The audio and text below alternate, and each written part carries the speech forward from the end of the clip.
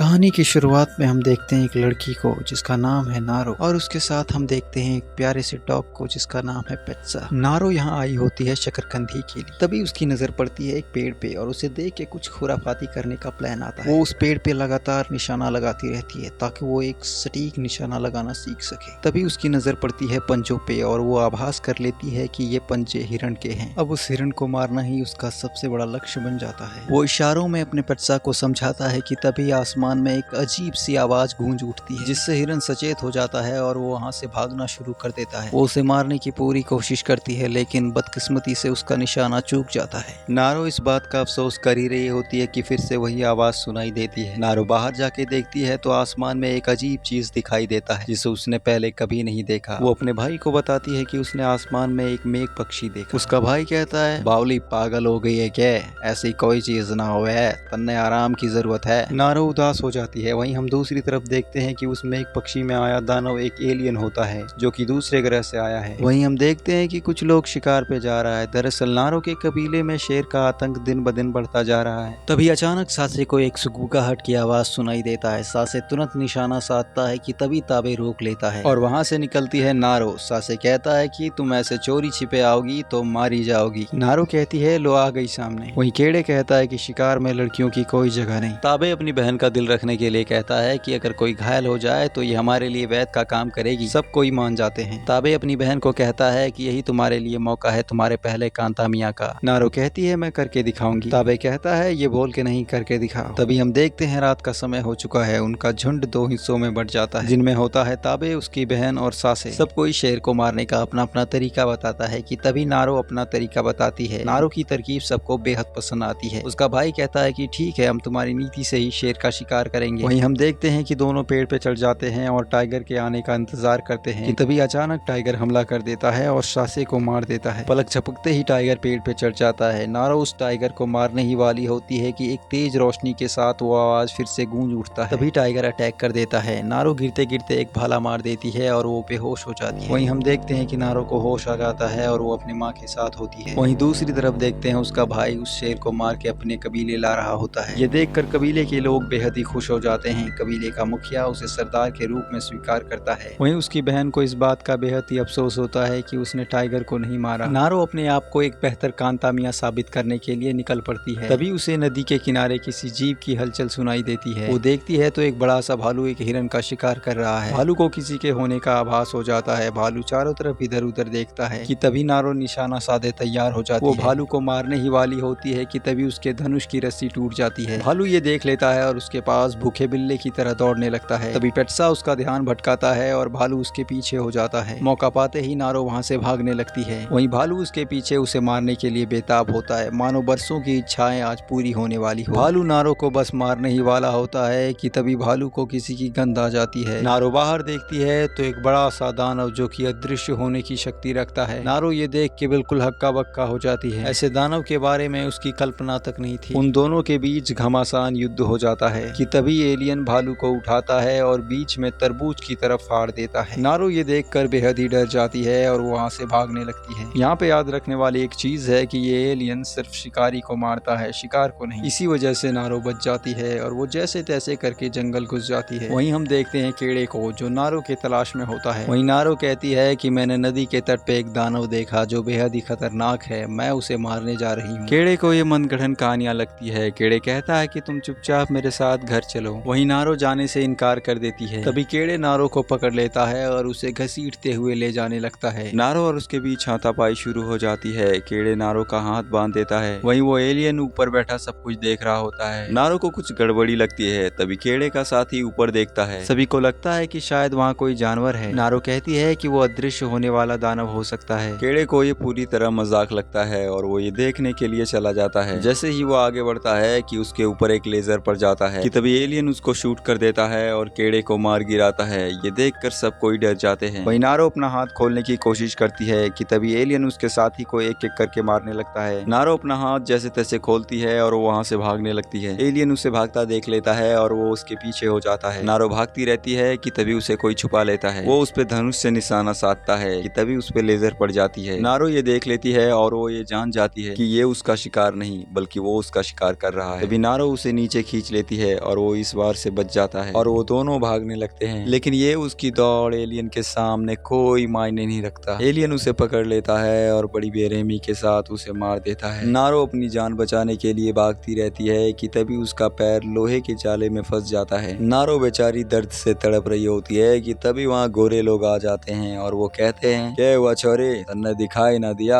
आज जालो पड़ो है। वहीं वो एलियन खड़े होके गांव की किसी ठाकुर की तरह देख रहा था, क्योंकि वो भाई साहब शिकारी को मारता है, शिकार को नहीं। वो गोरों के पास बंदूक देख और नारो को कैदी देख बेचारा असमंजस में पड़ जाता है कि भाई साहब मारे तो मारे किसे। वहाँ वो कुछ नहीं करता, बिल्कुल शांत साधु की तरह। वहीं वो गोरे लोग नारो के सिर में एक जोर का फटका मार के उसे बेहोश कर देता है। जब नारो की आंख खुलती है तो वो बेचारी खुद को किसी पिंजरे में कैद पाती है। वहीं वो इधर उधर देखती है तो उसे उसका भाई दिखाई देता है, जो कि उसी की तरह ही किसी पिंजरे में कैद होता है। कि तभी उस सरदार का एक चमचा नारो के पास जाता है और उससे पूछता है कि तुमने जंगल में क्या देखा। नारो इस बारे में सोच ही रही होती है कि तभी वो उसे एक हथियार का टुकड़ा दिखाता है, जो कि उसी जंगल से मिला था। नारो फिर कुछ सोचती है और वो कहती है, चाहे कुछ भी हो जाए तने मैं ना बताऊंगी, जो उखाड़ना है उखाड़ ले छोरे। ऐसा सुनते ही गोरों का सरदार बंदूक उठा लेता है और नारो पे तान देता है। कि तभी उसका प्यारा दुलारा चमचा उसे रोक लेता है और कहता है, सरदार, इसे मारना है तो इसके भाई को मारो, जब इसके भाई को दर्द होगा तभी ये राज खोलेगी। गोरों का सरदार इस बात से सहमत हो जाता है और वो उसके भाई को तड़पाने लगता है। कि तभी हम देखते हैं वो उन दोनों को पेड़ से बांध के चारे के रूप में इस्तेमाल करता है, ताकि वो दानव यहाँ आए और वो उसे आसानी के साथ मार सके। वहीं एक बंदा बंदूक लेके तो दूसरा बंदा टेलीस्कोप लेके तैयार हो जाता है। तभी अचानक सारे घोड़े भागने लगते हैं। वो पीछे मुड़ के देखता है तो उनके सारे साथी मरे पड़े होते हैं। वो दोनों बेहद ही डर जाते हैं और बंदूक उठा लेते हैं, लेकिन उन दोनों को कोई दिखाई नहीं दे रहा होता है। वो बहुत ही तेजी के साथ भागने लगता है, लेकिन एक तेज आता भाला उसे मार देता है। वहीं ताबे कहता है कि हमारा तो हाथ बंधा हुआ है, अब तो हम मरने वाले हैं। कि तभी उसकी प्यारी दुलारी बहन समझाती है कि ये दानव सिर्फ शिकारी को मारता है, शिकार को नहीं, इसीलिए फिक्र करने की कोई बात नहीं। वहीं वो दानव खुले सांड की तरह सबको चुनौती देने लगता है। कि अचानक उसका पैर लोहे की जंजीर में फंस जाता है और वो दर्द से चिल्ला उठता है। कि तभी नीचे से गोरे लोग निकलते हैं और वो उस दानव पे जाला फेंक देते हैं। दानव को जाले में फंसा देख सब कोई बेहद ही खुश हो जाते हैं। अचानक वो एलियन उठ जाता है और एक के माथे में नोकीली चाकू घुसा देता है। उसका वेपन इतना एडवांस होता है कि उसके सामने मॉडर्न टेक्नोलॉजी भी फीकी पड़ जाए। वो अपना वेपन निकालता है और सभी को एक एक करके मारने लगता है। वहीं हम देखते हैं कि नारो और उसका भाई हाथ खोलने की पूरी कोशिश करता है, लेकिन कामयाबी उसके हत्थे नहीं आती। कि अचानक नारो को एक आइडिया आता है और वो एक लोहे के किसी हुक से अपना हाथ खोल लेती है। ताबे कहता है कि मैं घोड़ा लेके आता हूँ, तुम दाईं तरफ से निकलो। वहीं वो एलियन लड़ाई करने में बिल्कुल भी इंटरेस्ट नहीं दिखाता है और वो एक टाइम बम लगा के वहाँ से निकल देता है। एक जोर का ब्लास्ट होता है। वहीं नारो चली जाती है गोरों के टेंट के पास। जाते ही वो देखती है अपने पेट्सा को, जो कि जबरदस्ती गोरों ने बांध के रखा है। वहाँ से वो सब निकल ही रहे होते हैं कि तभी एक गोरे को नजर पड़ जाती है उस कुत्ते पे। वो सोचता है क्यों ना जाते जाते इसे खत्म कर दिया जाए। वो पेट्सा को बस मारने ही वाला होता है कि तभी नारो उसे बचा लेती है। नारो उसका चाकू छीन लेती है और उसके छाती में दे मारता है। ये देखते ही उसके साथी आ जाते हैं और नारो से लड़ने लगते हैं। वहीं हमारी नारो छोरों से कम है क्या? वो एक एक करके सभी को मारने लगती है और सभी को छठी का दूध याद दिला देती है। नारो पेट्सा के पास जाती है और वो उसे रस्सी से मुक्त कर देती है। वहीं हम देखते हैं उस एलियन भाई साहब को, जो कि मरहम पट्टी कर रहा होता है अपने कटे हुए जगहों पे। वहीं नारो भी अपने कटे हुए जगह की मरहम पट्टी कर ही रही होती है कि अचानक एक पैर कटा आदमी बंदूक लेके आ जाता है और वो सीधा नारो पे तान देता है। दरअसल वो उस ब्लास्टिंग के दौरान बच जाता है। वो उससे कहता है कि तुम मेरा इलाज करो वरना मैं तुम्हें गोली से मार दूंगा। नारो का मन बिल्कुल भी इस बात के लिए राजी नहीं होता है। मजबूरी में वो कहता है कि तुम मेरा इलाज करो, मैं तुम्हें गोली चलाना सिखाऊंगा। नारो भी गोली चलाना सीखना चाहती थी, इसीलिए वो मान जाती है। नारो उसका इलाज करना शुरू करती है और वो उसे गोली चलाना सिखाता है। वो कहता है कि गोली और कपड़े को साथ में लो, उसे 3 बार डालो और आखिरी चीज डरना मत। तभी वहाँ अचानक वो एलियन आ जाता है और नारो छिप जाती है। पैर कटा ये देखते ही उसकी सिट्टी पिट्टी गुल हो जाती है और वो मरने की एक्टिंग करने लगता है। एलियन वहाँ आता है और सभी को स्कैन करने लगता है। उसे सब कोई मरा पड़ा हुआ दिखता है। वहीं नारो पेड़ के पीछे छुप के सब कुछ देख रही होती है। वहीं वो एलियन पैर कटे के पास जाता है, उसे देखता है तो वो उसे मरा हुआ दिखता है। वो इधर उधर देखता है तो उसे कोई दिखाई नहीं देता है। वो जैसे ही आगे बढ़ता है कि उसका पाँव पैर कटे के छाती में पड़ जाता है। पैर कटा बेचारा चिल्ला देता है और वो वहीं शांत हो जाता है। तभी वहाँ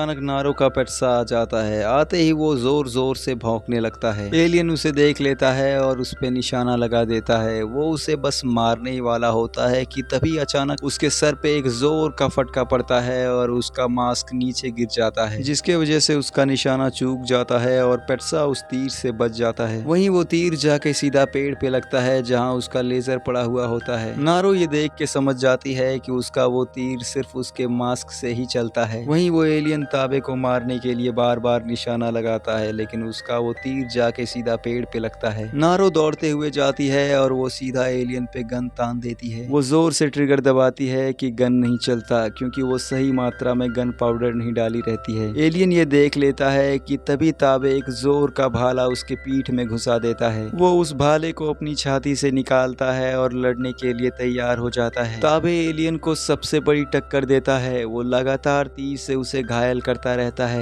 एलियन ये समझ जाता है कि उसके साथ फिजिकली लड़ना मुश्किल है, तो वो अदृश्य हो जाता है। दानव को अदृश्य होता देख दोनों डर जाते हैं। ताबे नारो से कहता है कि नारो तुम यहाँ से भाग जाओ, लेकिन नारो अपने भाई को अकेले नहीं छोड़ना चाहती। वो भागने से इनकार कर देती है। तभी वो एलियन अदृश्य होकर ताबे के पीछे से आता है और उसके पीठ में छुरा घोंप देता है। नारो अपने भाई को मरता देख अंदर ही अंदर रोने लगती है, लेकिन वो उस खाली पिस्टल से एलियन का कुछ नहीं कर सकती। वहीं वो दानव उसके पास आ जाता है। उसे मारने के लिए निशाना लगा ही रहा होता है कि ताबे उसकी जांग में मार देता है। ये मौका पाते ही नारो वहां से भाग जाती है। वहीं नारो उस दानव से बदला लेने के लिए तैयार होती है। वो गोरों के लीडर को चारे के रूप में इस्तेमाल करती है। गोरों का सरदार कहता है कि तुम मुझे छोड़ दो वरना मैं तुम्हें गोली मार दूंगा। वहीं नारो कहती है मंदबुद्धि, तुम्हें दिखाई नहीं दे रहा मैं तुम्हें चारा बना रही हूँ। कि तभी वहाँ अचानक वो दानव आ जाता है। नारो उसे देख के बड़ी ही निडरता के साथ खड़ी हो जाती है। दानव नारो को सोचता है कि वो शिकार है, इसीलिए वो उसे नहीं मारता। वो सीधे शिकारी के पास चला जाता है। वो अपना भाला निकाल के उसका गर्दन काट देता है। दानव उसका सिर उठा के देख ही रहा होता है कि तभी नारो उसके सिर पे एक गोली मार देती है और उसका मुखौटा वहीं नीचे गिर जाता है। नारो उसके मुखौटे को उठा के भाग जाती है। ये देखते ही एलियन आग बबूला हो जाता है। दानव को मारने के लिए नारो पूरे प्लानिंग के साथ होती है। वो उस मुखौटे को दलदल के पास वाले पत्थर पे रख देती है। उधर वो दानव धीरे धीरे नारो के बिछाए जाल पे ही आ रहा था। नारो ये सब पेड़ की डाली में बैठ के देख रही थी। नारो एक अच्छे मौके का इंतजार कर रही होती है कि तभी वो हमला कर देती है और उसे कुल्हाड़ी से दे मारती है। एलियन उसे पकड़ के दूर फेंक देता है और अपना भाला एक्टिवेट करके उसे मारने की कोशिश करता है। तभी हम देखते हैं कि पेट्सा दौड़ते हुए आता है और वो उस पे हमला कर देता है, जिसके कारण उस दानव का निशाना चूक जाता है। एलियन उसे मारने की कोशिश करता है, तभी उसका हाथ तेज धार वाले लकड़ी से कट जाता है। नारो वहाँ से पीछे भागती है और उसका जमीन पे पड़ा भाला उठा लेती है। एलियन उसे एक जोर का मुक्का मारता है कि नारो बच जाती है और उसका हाथ पेड़ पे फंस जाता है। मौका देखते ही नारो एक जोर का भाला मारती है कि एलियन बचाव के लिए एक शील्ड बना लेता है और उसी से वो अपना हाथ काट लेता है। अब उसके पास उसके गुस्से की कोई सीमा नहीं होती। नारो फिर से एक भाला मारती है कि तभी वो अपना भाला एक्टिवेट कर देता है और उसका भाला काम करना बंद कर देता है। वो उस शील्ड को लेकर लगातार नारो को मारता रहता है कि तभी नारो पलटवार करती है और उसके जंघे में दे मारती है। नारो को उस दलदल की प्लानिंग याद आती है और वो वहाँ से भागने लगती है कि दानव उसे पकड़ लेता है और उसे घसीटते हुए एक पत्थर के पास ले जाता है। उसका शील्ड इतना एडवांस होता है कि वो पत्थर को भी रुई की तरह काटने लगता है। नारो अपनी जान बचाने के लिए उसका दांत तोड़ देती है और वो उसी दांत से उसके छाती में दे मारता है। मौका मिलते ही वो वहाँ से बाहर निकल जाती है। एलियन बेचारा आया था यहाँ दादागिरी करने, लेकिन उसकी हवा निकल जाती है। नारो दौड़ती है और पेट्सा से वो कुल्हाड़ी लेती है और एलियन के मत्थे चढ़ जाती है। वो उस कुल्हाड़ी से कस के लपेट के नीचे कूद जाती है। नारो अपनी पूरी ताकत के साथ उसे खींचती है और दलदल में गिरा देती है। नारो को लगता है कि शायद वो एलियन इस दलदल में डूब के मर चुका है। तभी वो एलियन अपना बड़ा सा दांत निकाल के बाहर निकलता है। नारो कहती है चला बे भोंदू अपना तीर। वो अपना एरो निकालता है और सीधे नारो पे निशाना लगा देता है, लेकिन उसको इस बात की जरा भी भनक नहीं होती कि उसका निशाना उसके माथे पे लगा है। वो अपना एरो चलाता है कि उसका एरो घूमते हुए उसके माथे को छेद कर देता है और उसकी कहानी वहीं समाप्त हो जाती है। नारो बहुत खुश होती है क्योंकि उसने उसे मार के अपने भाई का बदला पूरा कर लिया होता है। वहीं हम दूसरी तरफ देखते हैं उसके कबीले को। कबीले वाले नारो के हाथ में उस दानव का सर देख के बहुत खुश होते हैं। नारो उसका सर लाती है और अपने कबीले के सरदार के सामने उसे फेंक देती है और नारो गन दे के सरदार से कहती है कि ये जगह उसके लिए सुरक्षित नहीं है। कबीले का मुखिया उसे सरदार के रूप में स्वीकार कर लेता है और ये कहानी यहीं खत्म हो जाती है।